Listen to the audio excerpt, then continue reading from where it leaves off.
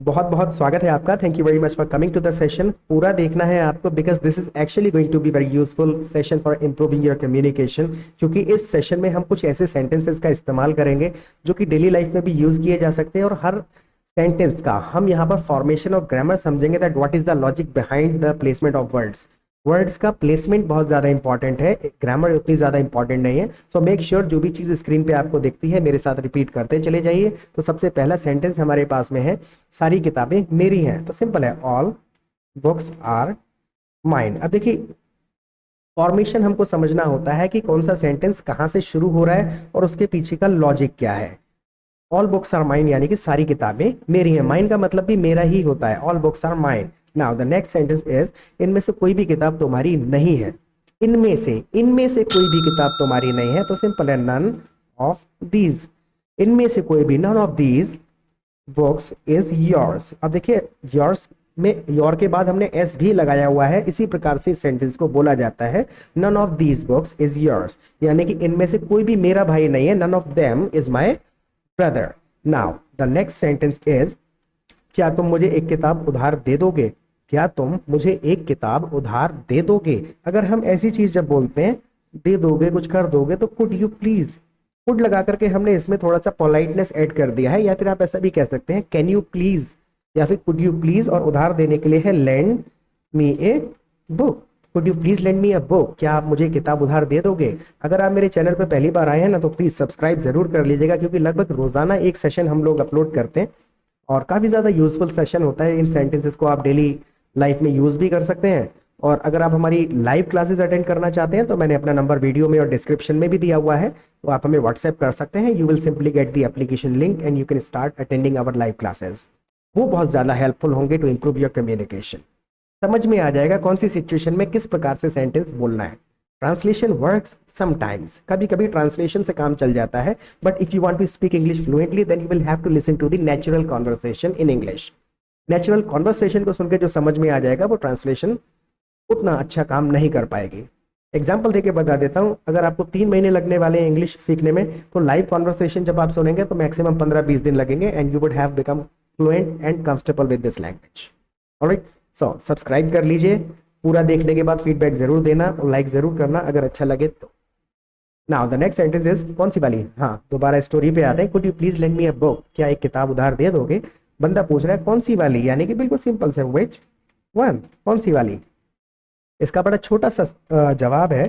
दूसरा व्यक्ति कह रहा है सबसे छोटी वाली, तो यानी कि द स्मॉलेस्ट वन। सबसे छोटी वाली, द स्मॉलेस्ट वन, सबसे छोटी वाली। Now the next sentence is, मैं तुम्हें अच्छे तरीके से जानता हूं। इसको दो तरीके से कहा जाएगा। देखिए, बिल्कुल बेसिक जो ट्रांसलेशन है, I know you very well, मैं तुम्हें बहुत अच्छे तरीके से जानता हूं, I know you very well. लेकिन अगर हम हिंदी में, जो हम गुस्से में एग्रेसिवली अगर हम किसी चीज को कहते हैं, मैं तुम्हारी फितरत बहुत अच्छे तरीके से जानता हूं, मैं तुम्हें अच्छे तरीके से जानता हूं, so I know you inside out. अंदर बाहर जब हमने कह दिया, तुम अंदर से कैसे हो, बाहर से कैसे हो, आई नो यू इनसाइड आउट। इसको अगर हिंदी कहें तो हम हिंदी में इसको ऐसे कहेंगे, मैं तुम्हारी फितरत बहुत अच्छे तरीके से जानता हूं, I know you inside out. और न्यूट्रली अगर हम बोल रहे हैं, मैं तुम्हें अच्छे तरीके से जानता हूं, I know you very well, we are talking about the identity this time. इस सेंटेंस में आइडेंटिटी की बात कर रहे हैं, उस वाले सेंटेंस में हम फितरत की बात कर रहे हैं, then I know you inside out. तो ये चीज है जो हम लाइव कॉन्वर्सेशन के दौरान डीपली समझ सकते हैं। Now the next sentence is, तुम वही हो ना जो अंग्रेजी सिखाते हो? तुम वही हो ना जो अंग्रेजी सिखाते हो। यहां पर हम पूछ रहे हैं, तो आर यू द वन, क्या तुम वही हो? Are you the one who teaches English? Are you the one who teaches English, क्या तुम वही हो जो इंग्लिश सिखाते हो? Are you the one who teaches English? Now the next sentence is, मुझे पता है तुम्हारी इंग्लिश अच्छी है। जब हम किसी की क्वालिटी की बात करते हैं तो सिंपल है, आई नो दैट, मुझे पता है, I know that you are good at English, I know that you are good at English, या फिर I know that your English is good. Your English is good जो है वो literal translation हो जाता है, but whenever you talking about somebody's quality, that हम इस तरीके से बोलते हैं। सपोज मुझे कहना है मेरी मम्मी बहुत अच्छा खाना बनाते हैं, तो my mother cooks good food, ये ट्रांसलेशन है। My mother is good at cooking, ये नेचुरल इंग्लिश है। This is the basic difference. हाँ, तो मुझे पता है तुम्हारी इंग्लिश अच्छी है, I know you are good at English.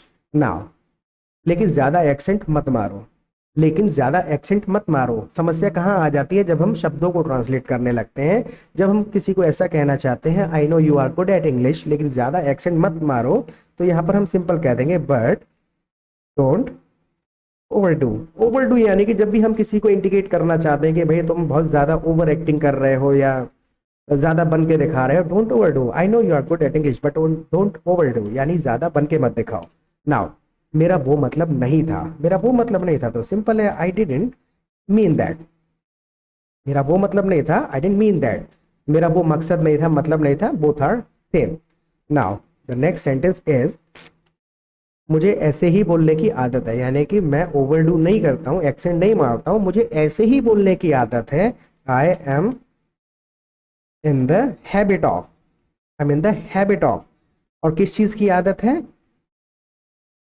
Speaking, ING साथ में आएगा। I am in the habit of speaking that way, यानी कि इसी तरीके से बोलने की आदत है। I am in the habit of speaking that way, यानी मुझे इसी तरीके से बोलने की आदत है। इसमें बंदा क्या कर रहा है, खुद का रोल थोड़ा कम रख रहा है, आदत यानी कि अपने आप आदत पड़ चुकी है, आदत पे एम्फसाइज कर रहा है। I am in the habit of speaking that way. I hope you understood the formation of this sentence. Now अगर तुम्हें समझ नहीं आया तो तुम्हारी गलती है, अगर तुम्हें समझ नहीं आया तो तुम्हारी गलती है, इट्स योर फॉल्ट। तुम्हारी गलती है, इट्स योर फॉल्ट, ये तुम्हारी गलती है, it's your fault if you didn't understand.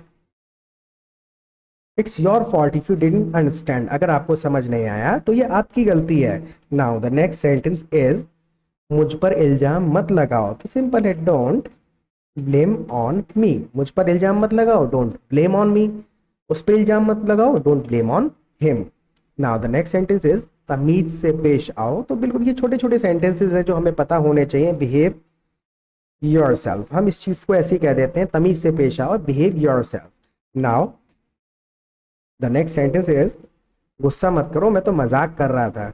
गुस्सा मत करो, मैं तो मजाक कर रहा था, तो सिंपल है डोंट बी एंग्री। या फिर इसको और भी अच्छे तरीके से कह सकते हैं, don't bother, don't panic, don't be angry. कई सारे वर्ड्स होते हैं हमारे पास में।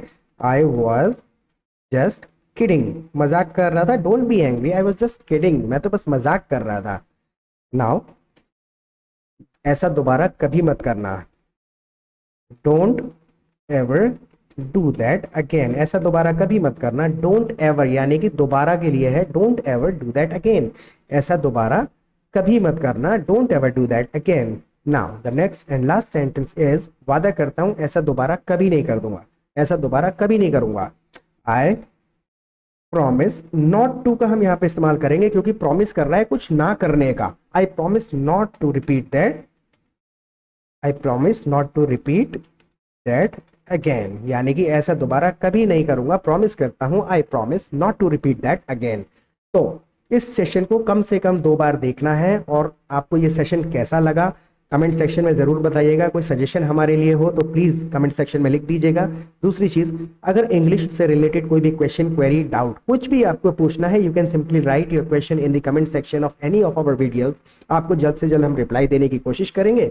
लाइव सेशन अटेंड करना चाहते हैं तो नंबर मैंने दिया हुआ है, you can simply drop a WhatsApp message on my number, आपको मैं कांटेक्ट कर लूंगा। प्रैक्टिस करते रहिए, कल दोबारा मिलते हैं एक नए सेशन के साथ। Till then bye bye.